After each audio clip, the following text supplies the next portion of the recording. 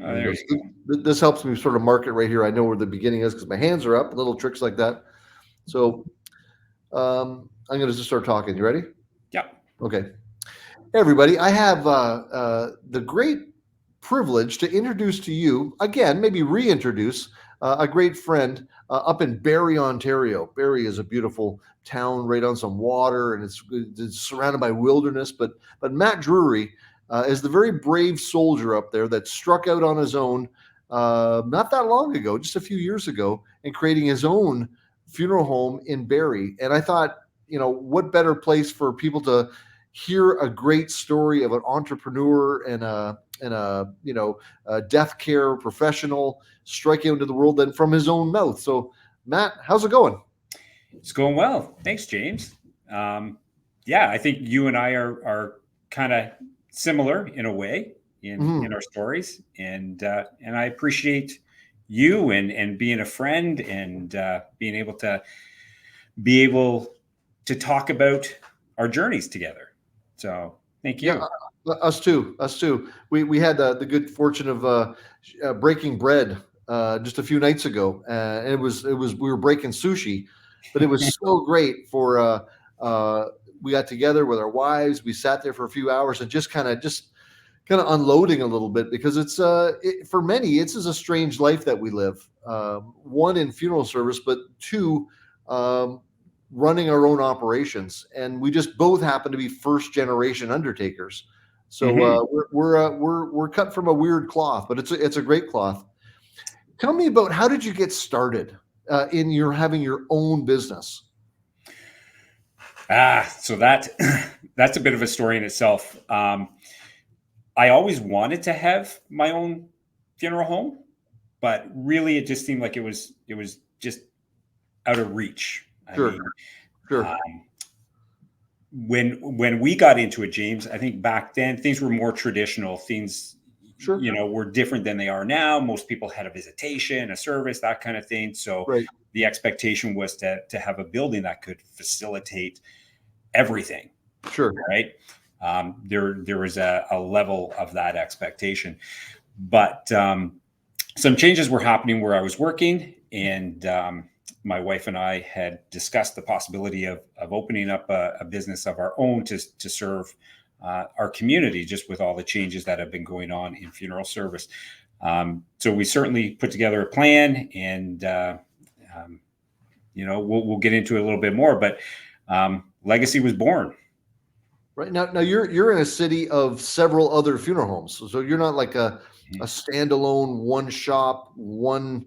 There's some towns have like the one show. They got one funeral home, but you're in a town of several funeral homes. So Yeah, you weren't sort of like offering something that the town didn't already have. So that's pretty scary.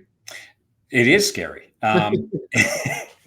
And the other funeral homes that are here are in their own standalone buildings Yeah, and have been here for a number of decades. Two of them, from the early 1900s, really is right, right, where they started. And then there's another one that the family that started the funeral home has been here for decades. So right. there was the name behind them. Sure, yeah. Then we got this little rascal thinking he's gonna like come into the funeral business and take things on. So you're not what so what you're saying to the world here is you're not in a standalone building. Where are you at? Where did you find the place? Yeah, so we were trying to find something that was a little bit off the beaten track for funeral homes. Sure. We didn't have all the money that some of these corporations have to build something big, Right. but we wanted something that was able to do what it needed to do to serve the families of the community, but to not break the bank to open something. So we are in a commercial plaza, just Wow. like yourself, James. Yeah, for sure. Yeah, our plazas are a bit different. We're the type of plaza that's got like a variety store and a restaurant and stuff like that. And being at your place, I see that you got a neighbor right next door that's got a lot of got big shoulders. That's the courthouse. It's the courthouse and the city enforcement office Yeah, there. right. But the unit that you're actually in used to be known as another place in town. It's a well-known location. It was one of the main nightclubs in Barrie. It was Wow. 55 Special, or the Double Nickel, as some people called it, but Right, right, it right. it So, was well attended in its day. so people are aware of the location. So how long between it being the double nickel and then it becoming Legacy? Was it a big gap of time between there? Um, well, we opened in December of 2020, and 55 Special, the bar, had ceased operations in 2016. Oh Um, wow. so in Wow. between, it became an escape room of all things. Oh, okay. Okay. Well, during the pandemic, it played its toll on the escape room, and they just didn't make it. But Right, right. it Yeah, was for a great sure. space for us to come into. We have a chapel, a visitation room, foyer, lots of parking out front. So we're a full service funeral home, Oh, just big time. in yeah, just in a different location than what people would typically expect. Well, I'm gonna pull you back a little bit because I'm gonna intersperse some great shots and videos of your facility, which is just gorgeous and so tastefully and so well done, so practically put together. So you guys arrived to this place that was a bar, and then it was an escape room. They didn't make it; it's closed. So did it just renovate itself, or did you guys get roll up your sleeves and jump into that kind of work? We took possession of the space and had a timeline of about 3 months that we had to transform it from what it was. Um, Wow. Anybody who's done any kind of renovation knows that your timeline doesn't mean anything. Yeah. So Right. it did take about 4 months, but yes, we had to gut the entire facility. We have about 6,500 square feet here. Wow. So we had to take it right back to the rafters and rebuild Wow. it all. So we designed it. We had engineers. We had um, designers. My wife did a lot of the colors and the decorating once it was done. But Smart yeah, man. Smart man. Yeah. yeah. I wouldn't want to see you picking the colors. you, I can barely pick my clothes in the morning. So So, and would you physically have like you're in there working yourself? yeah, so we were here in the demolition. My friends, some of Oh, my life group from our church was oh, that's here. awesome. We were dismantling the bars. We were cleaning the windows. We were moving all the things that were left over. I don't know if you saw when you were here, but we have reception room tables that were here. A lot Yeah. of cabinets were left, so we repurposed a number of things. Excellent. Excellent. Yeah, for sure. Well, as an entrepreneur, we're and like you said, you're not a gigantic corporation, neither are we. So you got to be smart. You got to be frugal. You got to be discerning. So if there's something left over that can be used, wow. Yeah. So yeah, that's incredible. That's incredible. Uh, that whole idea of yeah, just being smart, working smart, and recycling things, or repurposing. That's a better way of saying it. That remains part of legacy today. Absolutely, it does, and it kind of gives a bit of nostalgia to a lot of people that did frequent the the nightclub that was here. We had That's a couple that sadly the wife passed away, but this is where they met. Uh, so wow. Oh so no they way. so they thought it would be a neat idea to have her celebration of life here. Yeah. Put on the dance music. There was a little bit of dancing. There was a whole lot of celebrating. So we do have that draw from what it was.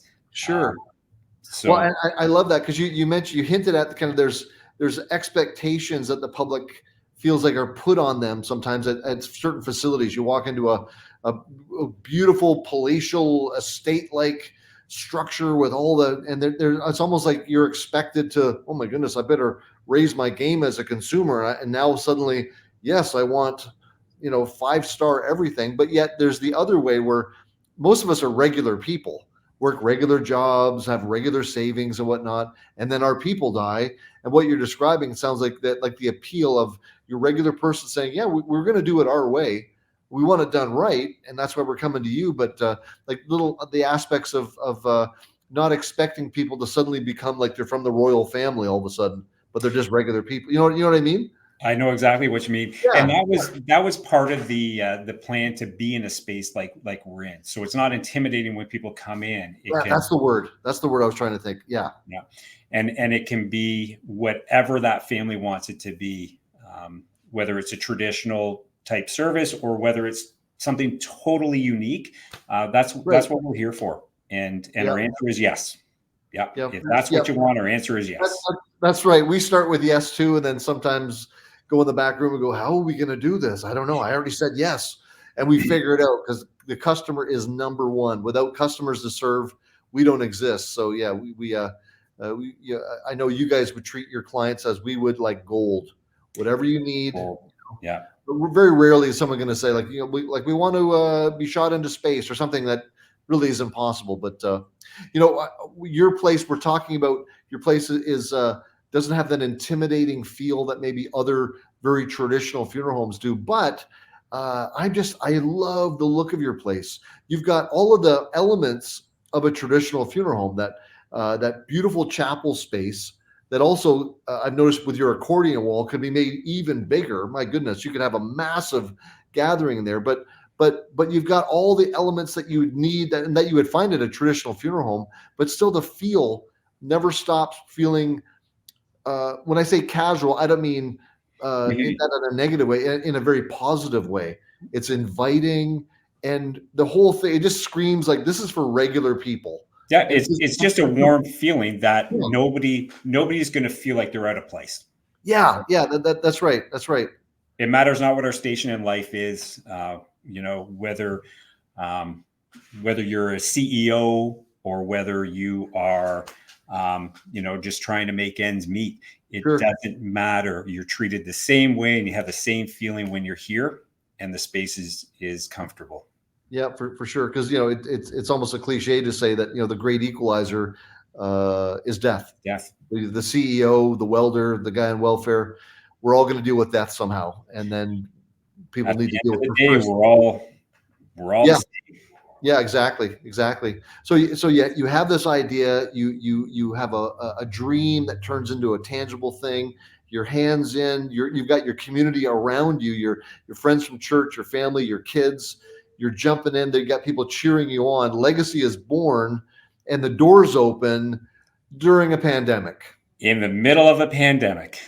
What Yeah. were you thinking?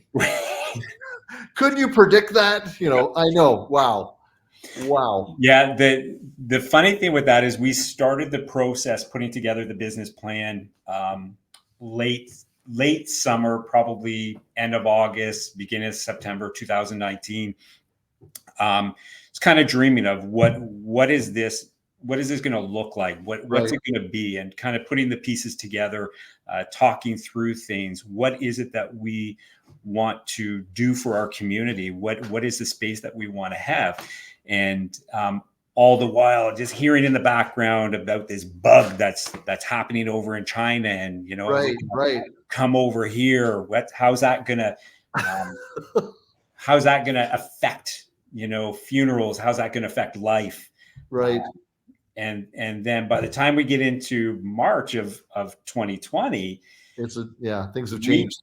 things have changed, but we're still there. We've got our backing financially. We've got our space that we're going to get possession of very shortly. What do we do? Do we stop? Do we keep going?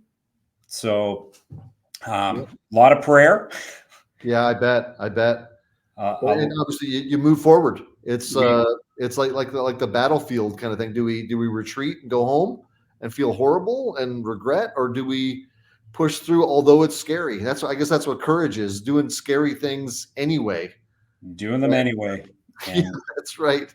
fail or thrive. I think that ultimately we made the right decision, just like I'm sure you and Leanne feel that as well. Sure, Making the sure. right decision, to serve your community and care for them.